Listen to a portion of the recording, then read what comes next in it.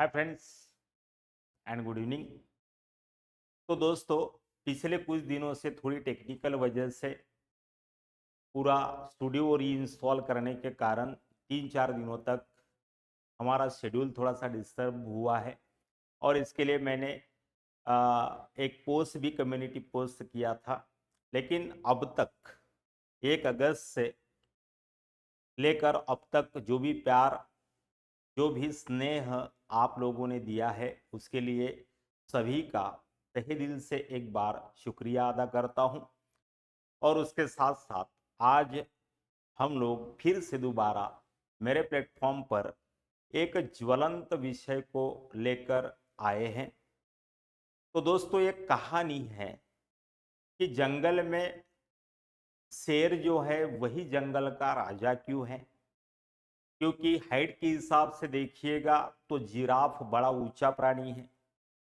हाथी को देखिएगा, शक्ति के संदर्भ में हाथी का कोई सानी दूसरा है नहीं जंगल में।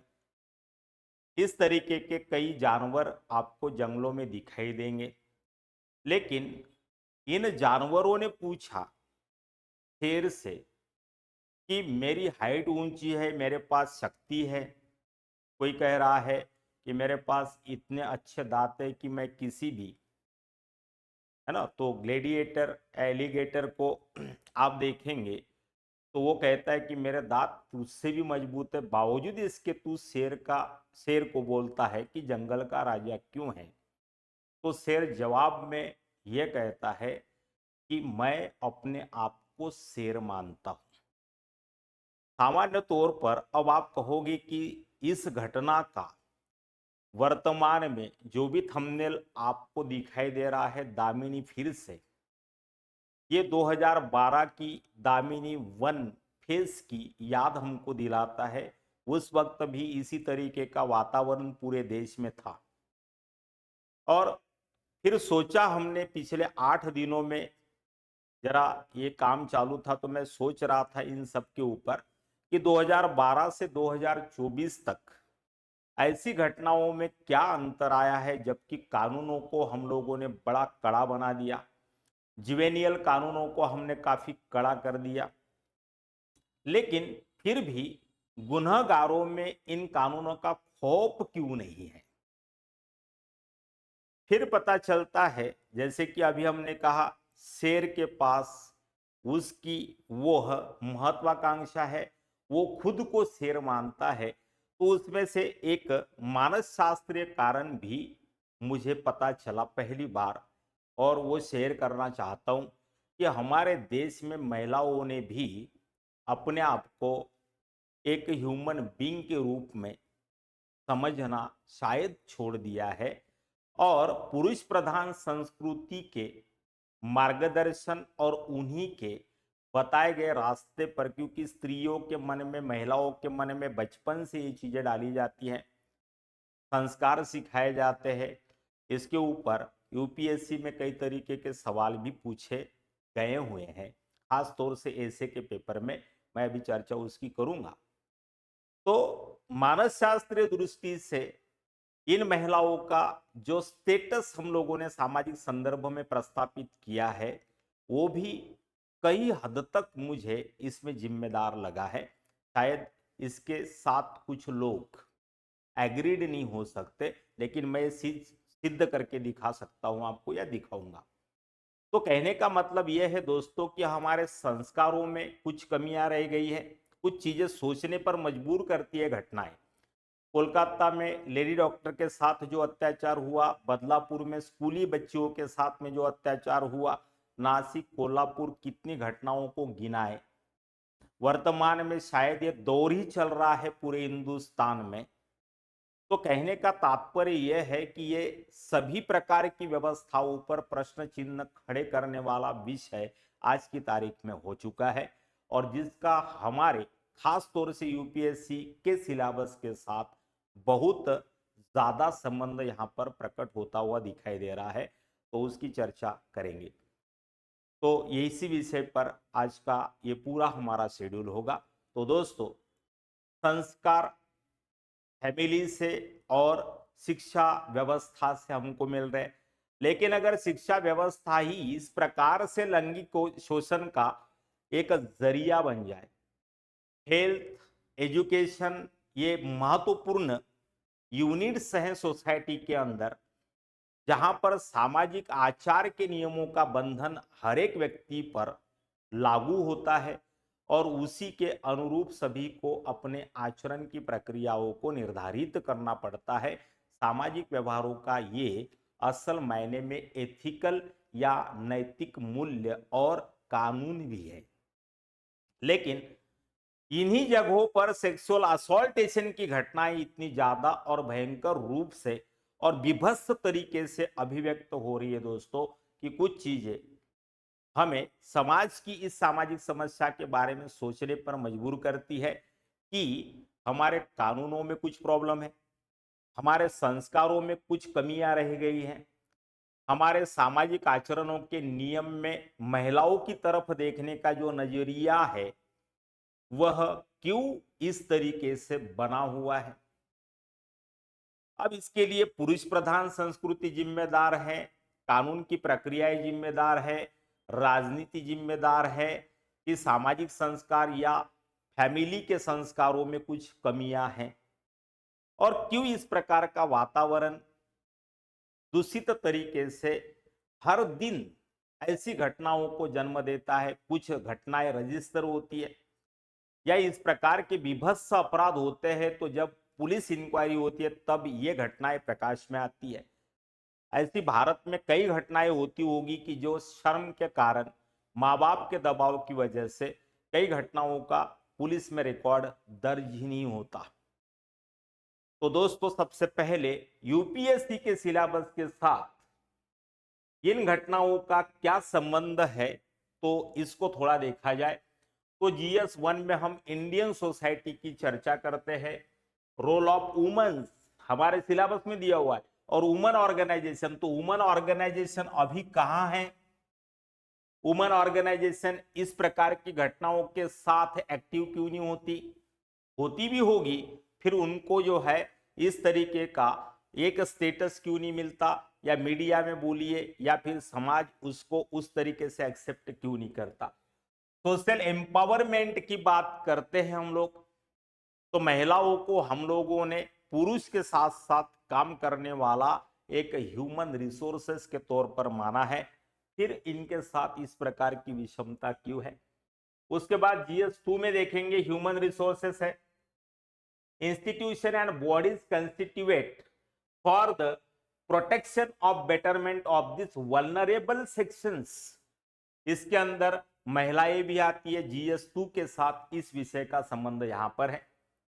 फिर आप आगे देखेंगे तो जीएस 4 का तो पूरा पेपर सातों टॉपिक के साथ विथ केस स्टडी, जो प्रश्न चिन्ह अभी मैंने खड़े किए हैं यहां पर वही केस स्टडीज के प्रश्न चिन्ह है, क्योंकि ये विषय सामाजिक तौर पर जितना इंपॉर्टेंट है उतना ही सामाजिक आचरण या सोशल मानसशास्त्र या सोशल साइकोलॉजी के साथ भी।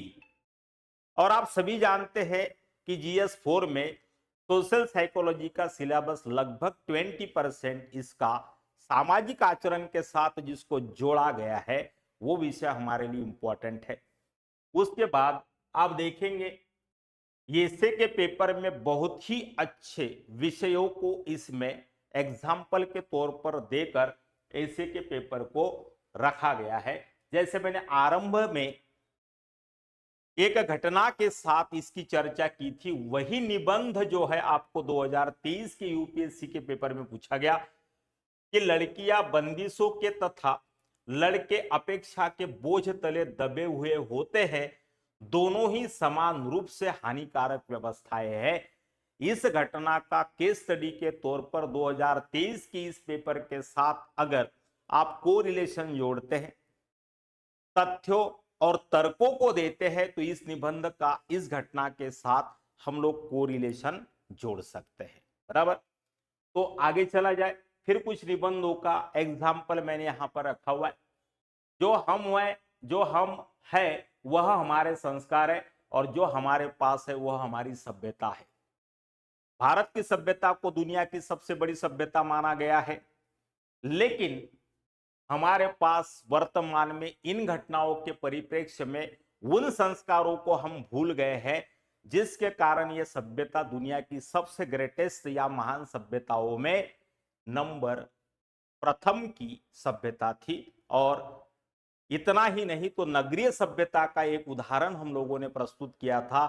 देश विदेश से इस सभ्यता का अध्ययन करने के लिए लोगों का आना ऐतिहासिक प्रमाणता के आधार पर इस बात को प्रस्थापित करता है कि जब सारी दुनिया जंगल राज में या इस प्रकार के अव्यवस्थित स्वरूप में जी रही थी, तब हम एक सिविलाइज सोसाइटी का मेंबर हुआ करते थे। लेकिन जब आज दुनिया इन घटनाओं को भारत में होता हुआ देखती है तो हम लोगों को थोड़ा सा लाज और लज्जा आनी चाहिए कि हम लोग क्या मैसेज इन घटनाओं के माध्यम से दे रहे हैं। दूसरा, पितृसत्ता की व्यवस्था बहुत कम नजर आने के बावजूद सामाजिक विषमता की सबसे प्रभावी संरचना है। तो लड़का और लड़की के अंदर आज पारिवारिक विभेद चल रहे हैं।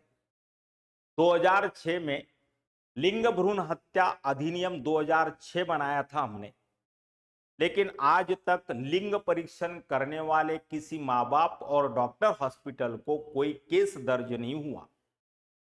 इसका मतलब 2006 के बाद 2024 तक इस कानून के बनने के बाद भ्रूण लिंग परीक्षण समाप्त हो गया दुनिया से? बिल्कुल भी नहीं दोस्तों। पंजाब वगैरह में इसीलिए लड़कियों के खिलाफ इस प्रकार का ये जो घिनौना अपराध हो रहा है, इसलिए माँ बाप भी चाहते हैं कि मेरे घर में लड़का ही पैदा हो। और इसलिए इस कानून के बनने के बावजूद भी डॉक्टर को और हॉस्पिटल भी इसमें समाहित हैं। और लिंग भ्रूण परीक्षण के बाद अगर लड़की रही गर्भ में तो कहते हैं राधे राधे। तो माँ बाप का चेहरा जो है देखने लायक होता है। और अगर डॉक्टर कहें कि जय श्री कृष्णा तो धड़ाधड़ पेड़ों के डब्बे डॉक्टर के मुंह में भरे जाते हैं। ये हमारे देश के कई अस्पतालों का तथ्य है और सभी लोग इससे वाकिफ है, जरूरी नहीं है। लेकिन ऐसे चंद गुंडों की डर से हम लोगों ने लड़कियों को, बच्चियों को जन्म देने से पहले ही मारना शुरू कर दिया है। वो इसी कारण से कि लड़कियां जवान होने के बाद माँ बाप पर इन सामाजिक या एंटी सोशल एलिमेंट्स के इस प्रकार की नियति और विकृति के कारण शिकार होने पर नाहक बदनामी को ना झेलना पड़ सके। लेकिन सारा समाज मिलकर ऐसी घटनाओं का ना तो तिरस्कार करता है और ना ही हमारे समाज के सामाजिक संरचनाओं के जो नियम हैं उनमें हम किसी प्रकार का सुधार लाने का परिप्रेक्ष्य प्रकट कर पा रहे हैं। ये सबसे बड़ी विडंबना कही जा सकती है दोस्तों। हम अपने बच्चों को संस्कार नहीं सिखा रहे, लेकिन लड़की थोड़ी सी बड़ी हो जाए तो उसको हम लोग यहाँ पर संस्कार सिखाते हैं। और ये निबंध जो है उसी का एक परिपाक है कि पितृसत्ता की व्यवस्था बहुत कम नजर आने के बावजूद भी सामाजिक विषमता का सबसे प्रभावी साधन बनकर ये उभरी है। उसके बाद यूपीएससी 2017 में पूछ दिया, भारत में नए युग की नारी की परिपूर्णता एक मिथक है। मतलब हमारे देश में हमने नारी को कभी परिपूर्ण होने का मौका नहीं दिया। लेकिन आप जानिए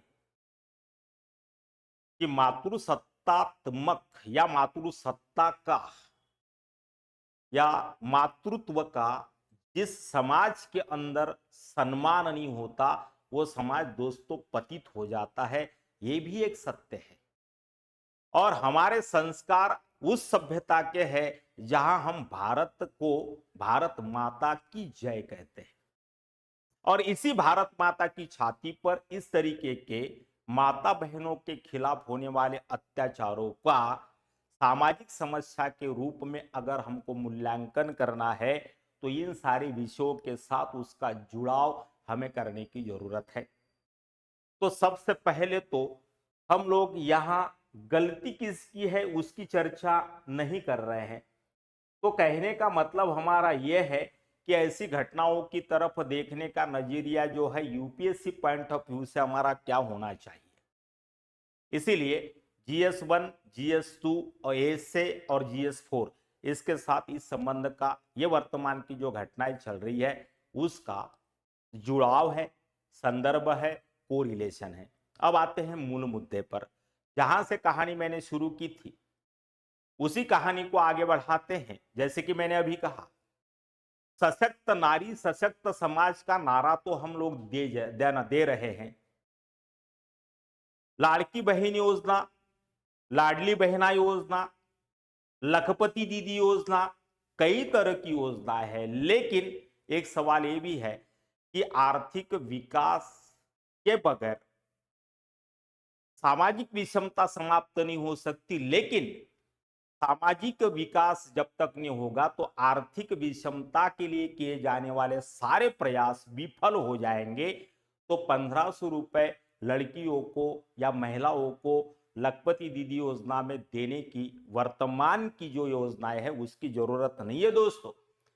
हमें महिलाओं के इर्द गिर्द ऐसे सेफगार्ड्स या सुरक्षा के जाल को प्रस्थापित करना होगा जहां महिला ये 1.5 लाख महीना कमाने के लिए रात दिन मेहनत करे, लेकिन उनके दिमाग से इस चीज को निकालना पड़ेगा। ऐसा विश्वासपूर्ण वातावरण निर्माण करने के लिए प्रशासनिक और शासकीय तौर पर ऐसी योजनाओं का निर्माण करने की आवश्यकता है कि जहां लड़की महिला रात के 2 बजे भी घर पर आए तो कोई इंसान, कोई पुरुष उसको इस तरीके से गंदी नजर से ना देखे।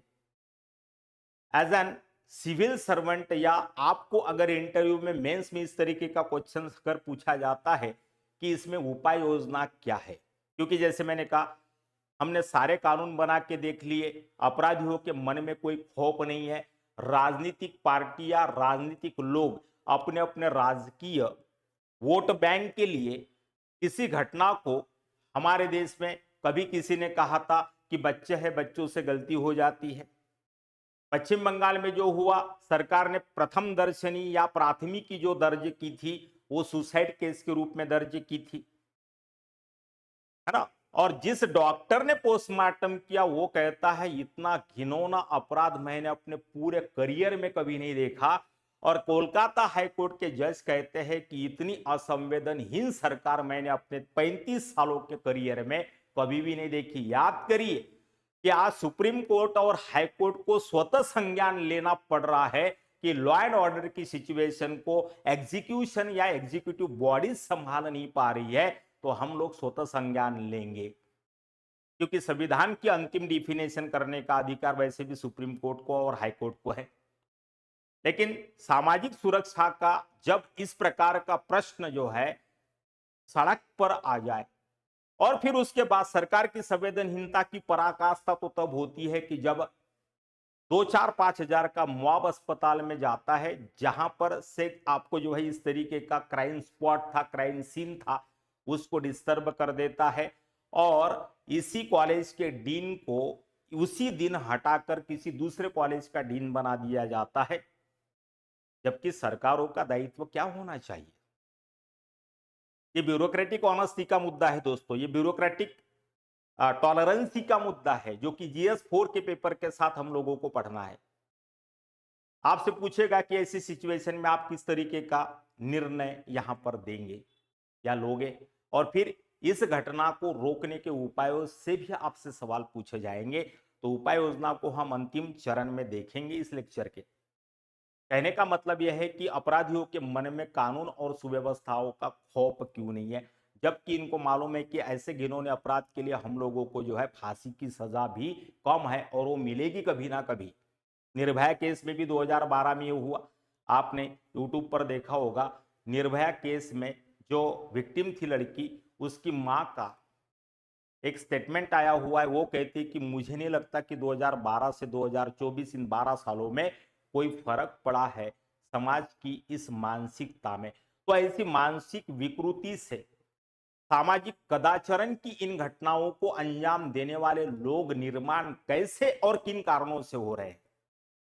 इसके पीछे आर्थिक अभाव है, इसके पीछे आर्थिक विषमता है, इसके पीछे मानसिक आपको जो है प्रक्रियाओं के साथ इनका ट्रीटमेंट करने की आवश्यकता है, या सामाजिक आचरण में कुछ कमियां हैं, सामाजिक संदर्भ में शिक्षा व्यवस्थाओं का क्या दायित्व है, या सभी लोग जो संस्कार प्रदान करते हैं बाल है ना बाल उम्र से, उनमें कुछ फॉल्ट है क्या। मतलब सभी व्यवस्थाओं पर इन घटनाओं ने प्रश्न चिन्ह लगाए हैं, और जहां जहां पर हम लोगों को लीव फॉल्स होंगे, ऐसी घटनाएं दोबारा भविष्य में ना हो, इस प्रकार की ठोस उपाय योजना करने की जरूरत है। और इनके साथ साथ लड़कियों को सक्षम तभी बनाया जा सकता है, जैसे इस लेक्चर के शुरू में मैंने कहानी बताई थी, इजराइल की तरह भारत में भी कम से कम 2 या 3 साल का ऐसा हमको ट्रेनिंग देने की आवश्यकता है, सैन्य ट्रेनिंग, कि जहां कम से कम लड़कियां स्वयं की रक्षा कर सके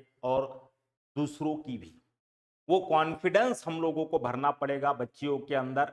जैसे हम लोगों ने अग्निवीर योजना में यहाँ पर 17-18 साल के लड़कों को भेजने का योजना बनाया, और वो शस्त्र चलाना सीख लेंगे, अपने आप को ऐसे गुंडों से बचाना सीख लेंगे। और ऐसा ही लड़कियों के साथ अगर 3, 4, 5, 10 सालों में इन योजनाओं को हम चलाते हैं, और जैसे आज लड़कियों पर रेप करने की घटनाओं का न्यूज पढ़ के लोग जो है चटकारे लेते हैं, इसकी जगह पर जिस दिन ऐसे मानसिक विकृति से लोगों का संहार करेगी ये महिला, महिला ट्रेनिंग जो सैन्य प्रशिक्षण के बाद लेकर आएगी, और 2-4 को जो है जहन्नुम पहुंचा देगी, स्वर नरक में पहुंचाएगी, तब जाकर जो है, और इन खबरों को देखने के बाद एक खौफ निर्माण हो सकता है। इसलिए सबसे पहली आवश्यकता है कि महिलाओं को या कामकाजी महिलाओं को, और खासकर युवक युवतियों को, इस प्रकार से एक सुरक्षा कवच के रूप में सैन्य ट्रेनिंग अनिवार्य हो जाए। उसके साथ साथ सामाजिक संदर्भ में सामाजिक संस्कारों के तहत सामाजिक दृष्टिकोण को भी बदलने की जरूरत है। खासतौर से ये विषमता मूलक विचारधारा हमारे घर से पैदा होती है, और लड़कियां इसी कारण से बोझ बन रही। लेकिन हम लोगों को अब प्रतिकार की मुद्रा में आना पड़ेगा सभी को, और ये सारे समाज का दायित्व है, टीचर का है, डॉक्टर का है, इंजीनियर का है, सामाजिक सुरक्षा में जो लोग लगे हुए उनका है, सामाजिक स्तर पर सामाजिक आचरण के समय जो भी जिस व्यवसाय में, सबका इसमें योगदान होना चाहिए। ऐसा सर्व समावेशक विकास जो कि GS3 के साथ, जिसको हम इंक्लूसिव ग्रोथ कहते हैं, विकास तो हो रहा, 2047 तक विश्व गुरु बनने का सपना हम देख रहे, लेकिन महिलाओं के बारे में इस प्रकार की घटनाएं इस विकास में अत्यंत अवरोधक स्थिति को प्रस्थापित करती है दोस्तों। और प्रशासकीय अकर्मण्यता किस कारण से पैदा हो रही है, इसका भी सॉल्यूशन हमको ढूंढना पड़ेगा, क्योंकि ये विषय जितना सामाजिक स्तर पर महत्वपूर्ण है, तो 14 घंटे तक इस केस में कोई प्राथमिकी नहीं दर्ज की गई। बदलापुर में कई दिनों तक, कई महीनों तक शोषण होता रहा, लेकिन स्कूल प्रशासन इसके खिलाफ अनभिज्ञ रहा, और फिर 3-4 महीने के बाद में मामले दर्ज हो रहे हैं। तो स्कूल प्रबंधन रहे, पुलिस प्रशासन रहे, या और किसी तरीके का प्रबंधन जो कि इससे रिलेटेड हो, हम सबका दायित्व बनता है, और हमें अपने नजरिए को अब बदलना पड़ेगा। समझ में आ रहा है। तो यूपी में स्कूल का डायरेक्टर ही सेक्सुअल असॉल्ट में लिप्त पाया गया। तो कई घटनाएं दोस्तों विगत 2 महीने के अंदर घटित हुई है। तो इसका हम लोगों को निराकरण परमानेंटली करना पड़ेगा, और हम लोगों ने जो उपाय योजना यहाँ पर बताई है, उसका अगर इम्प्लीमेंटेशन हो जाए, तो शायद इन घटनाओं में कमी आ जाए, और धीरे धीरे जो है महिलाओं की तरफ देखने का नजरिया जरा सम्मानजनक हो सकता है। इस बारे में कोई दो राय नहीं है। मातृसत्तात्मक पद्धति के जो समाज है वहां पर देखिए आप, जैसे साउथ इंडिया में ही है, तमिलनाडु है, आंध्र प्रदेश है, तो जिन समाजों में इस प्रकार की व्यवस्था है, वहां पर थोड़ा सा ये परसेंटेज, वहां पर भी ऐसा नहीं है, ऐसा नहीं है, लेकिन परसेंटेज जो है वो वहाँ पर थोड़ा-सा कम दिखाई देता है। तो हमको लगता है कि हमारे सिलेबस के साथ इन विषयों का इस तरीके का संबंध है, तो तभी हम महिलाओं को दुर्गा बना सकेंगे, महिलाओं को काली बना सकेंगे और फिर खौफ पैदा होगा महिलाओं के बारे में एक ऐसी घटनाओं को प्रस्थापित करने से पहले। तो हम लोगों को महिलाओं को सक्षम बनाने के कई ज़रिए हैं, उपाय योजना सरकार के पास है, संसाधन सरकार के पास है, लेकिन सिर्फ आर्थिक आधार, आर्थिक मदद देकर किसी को सक्षम नहीं बनाया जा सकता। तो सामाजिक सुरक्षा का दायरा बढ़ाने के साथ-साथ सामाजिक एक सुरक्षा गार्ड भी या सुरक्षा कवच भी हमें देना पड़ेगा या निर्माण करना पड़ेगा। तभी सामाजिक, आर्थिक, राजनीतिक तीनों प्रकार के न्याय की संकल्पना को जो संविधान के निर्माताओं का सपना था, वो ज़मीन पर तैयार हो सकता है। और जो हमको 2017 में ऐसे पूछा गया, यही आधुनिक नारी की संकल्पना जो है हो सकती है। तो दोस्तों, शायद आपको ये पहला एपिसोड आफ्टर 3-4 दिन के ब्रेक के बाद में थोड़ा पसंद आए, तो लाइक करिएगा, शेयर करिएगा, कमेंट्स भी कर सकते हैं। तब तक के लिए जय Hind, good night, thank you.